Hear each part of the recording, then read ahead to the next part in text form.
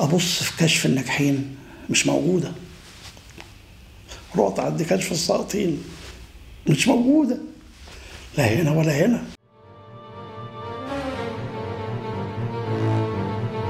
شريف عارف مصر، صفحات يقلبها معكم الكاتب الصحفي شريف عارف.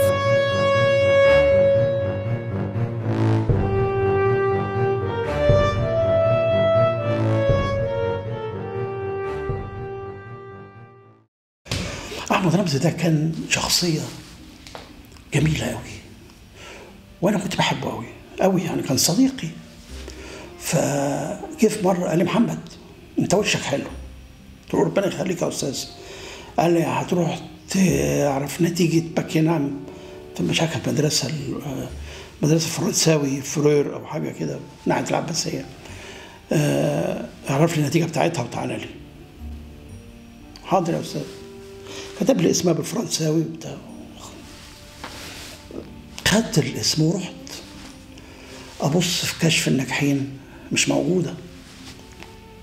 رحت عند كشف الساقطين مش موجوده، لا هنا ولا هنا.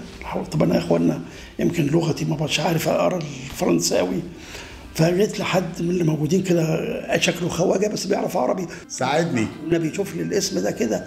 الراجل قاعد يفر الاسماء، قال لي: مش ناجحه. قلت له: طيب اوكي، طب شوف الساقطه. بص في الراسبين مش موجوده. قال لي: خش اسال. فدخلت الراهبه اللي موجوده.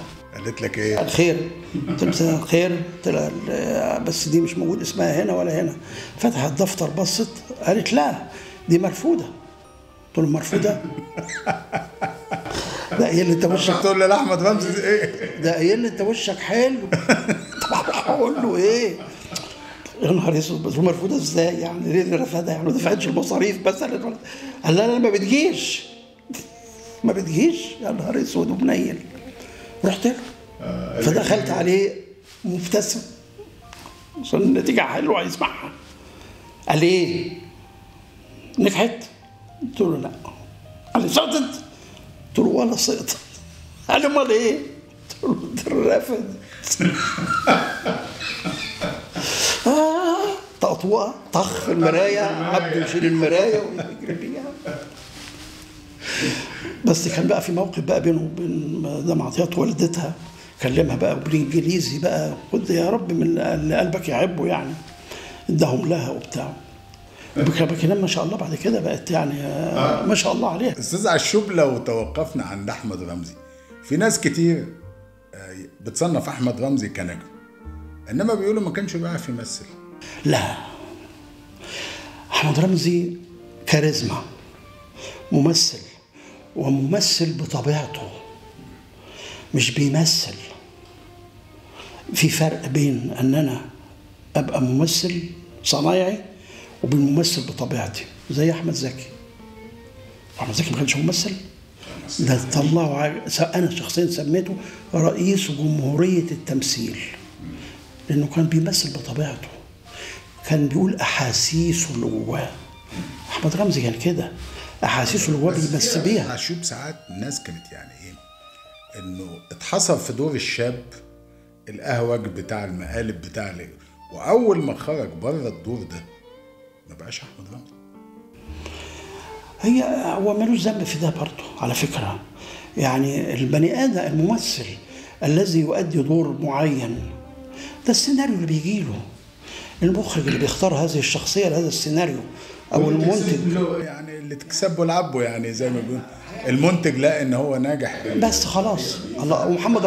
ومحمد رمضان هو غاوي ان هو يعمل افلام بتاع ضرب واجرام وقتل وبتاع ويهاجموه زي ما بيهاجموه. لا، الراجل لقى سيناريوهات بتجيله فيها هذا الشكل، المخرج عايزه بهذه الصوره، المنتج عايزه بهذه، والشباك عايزه، خلاص هيعمل ايه؟ يقول: لا انا مش هعمل الادوار دي، طب اقعد في البيت. لا، فهي الادوار اللي يعني بتحكم على النجم انه يتحط فيها. وفي نجم تلاقيه ما بيشتغلش كتير، ليه؟ لانه بيرفض الادوار دي. يعني بتجيله ادوار وتجيله سيناريوهات وبيبدا ينحصر يعني لا يشتغل فيها، فبيعتذر يقول لك: لا والله مش عارف. فتلاقيه قاعد في البيت سنه. احمد زكي كان كده، عم زكي بتجيله كميه سيناريوهات كانت فظيعه، يعني لو يقعد يشتغل هيشتغل كل شهر 3 أفلام. كان بيرفض معظم الادوار اللي جايه له الا الادوار المعينه اللي يحس نفسه بيها. المكير العالمي الأستاذ محمد عشوب، والمنتج السينمائي وواحد من رواد السينما العربية.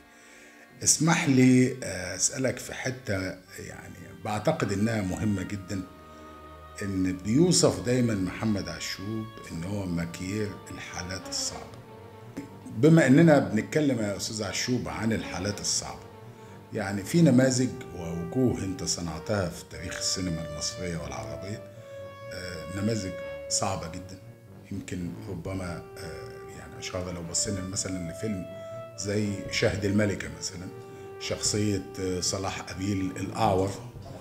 لو بصينا في حاجات كتيرة زي محمود عبد العزيز في وكالة البلح، سعيد صالح وفي شهد الملكة. يعني أنت بتتوقف أمام شخصيات معقدة. يعني اسمح لي مثلا فيلم زي شهد الملكة ده، لو اتكلمنا عليه بقى بكل صراحة، ازاي انت بترسم الشخصية بهذا الشكل؟ ناس كتيرة ممكن تسألك هل انت بتقرأ السيناريو؟ ده اهم شيء. انا باخد نسخة السيناريو اول الفيلم ما يجي، وكنت متعود مع نادية الجندي. نادية الجندي بالنسبة لي علاقتي بيها علاقة قوية قوي قوي، وصديقتي وحبيبتي يعني، وزوجها الاستاذ محمد مختار طبعا من اعظم منتجي مصر حقيقي في الفتره اللي كنا بنشتغل فيها. فكانت لما يجي لها سيناريو او هتشتغل اقسم بالله تروح بعته لي، اقرا يا محمد وحط النجوم، اسماء النجوم اللي تليق بالشخصيه. انا يعني حضرتك انت اللي بتختار النجوم مش المخرج؟ والله العظيم الاسماء اللي انا كنت اكتبها لها هي اللي كانت تقول للمخرج هات فلان هنا، هات فلان هنا، هات فلان هنا. فكنت اخد السيناريو. كان المخرج مين؟ كان معظم الاعمال يا الاستاذ حسام الدين مصطفى يا الاستاذ نادر جلال. يا الاستاذ نادر جلال، يعني الاثنين كانت بتشتغل معاهم وترتاح تشتغل معاهم يعني.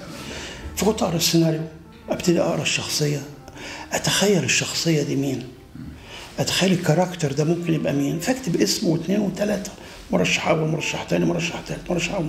ودائما كانت تختار المرشح الاول وتقول لمحمد مختار يعني حضرتك كنت بتحط مرشح اول وبديل ليه؟ وبديل ثالث. يعني لو ده مش فاضي يبقى ده فاضي، يبقى ده.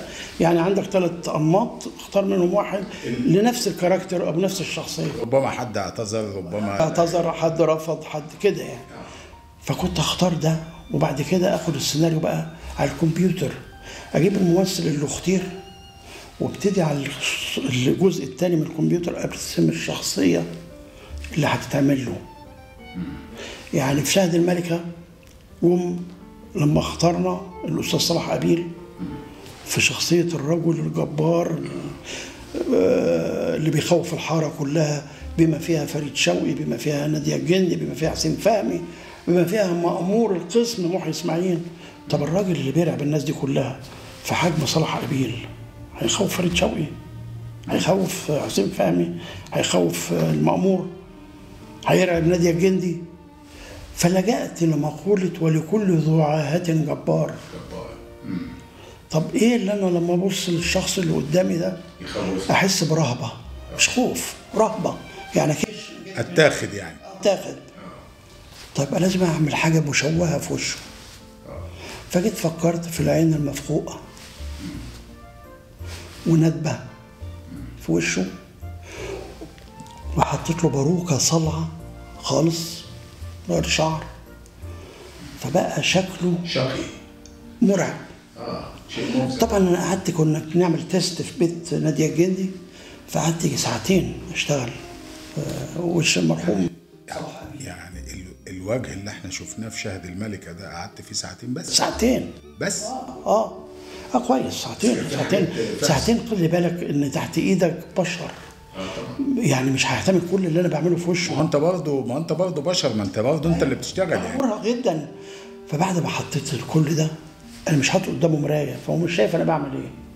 بعد ما خلصت العين وعملت له الشنب الاجاش وبروق الصلعه، فالراجل جبنا له المرايه بص فيها، والله عمل ايه؟ بتاع 5 دقايق كده، فاحنا كلنا مستنيين هيقول ايه، يعني مش عاجبك عاجبك. حسام الدين مصطفى رحمه الله عليه واقف، نادية الجندي، محمد مختار، فراح باصص لهم كده قال لهم طب انتوا جايبيني انا ليه؟ فنادية الجندي قالت له يعني ايه جايبين لك انت ليه؟ قال لها لا بجد يعني اللي اتعمل لي ده، هل انا صلاح قبيل؟ قالت له مش المفروض انك انت تبقى صلاح قبيل، انت الشخصيه. قال لها طب ما محمد مختار يعمل الشخصيه دي، اي حد يعمل الشخصيه دي، لان انا لما اقعد كل يوم 3 ساعات اعمل ده وعيني مقفوله مش هحتمل ده كل يوم 3 ساعات مكياج والتاني 12 ساعه تصوير. فحسام حقيقي فبس قال له هو طبعا يجنن، انا عاجبني قوي قوي. ونادية الجندي قالت لا رهيب فظيع. فحسام قال لي بص يا محمد شيل الباروكه، سيب العين عشان يرضوه يعني، والشنب والبتاع بس، بحيث ان تنفيذها يكون اسهل شويه. شلت الباروكه وقال هو معظم الوقت لابس العمه. على فكره دور مهم ودور كبير طبعا ايوه اللي عمله صلاح قبيل في شارع بالظبط. قال لك انا مش محتاج الباروكه الصلعه لانه لابس عمه على طول وبتاع. فشلت الباروكه واكتفيت بالشنب وبالعين المفقوقه اللي كنت بركبها له.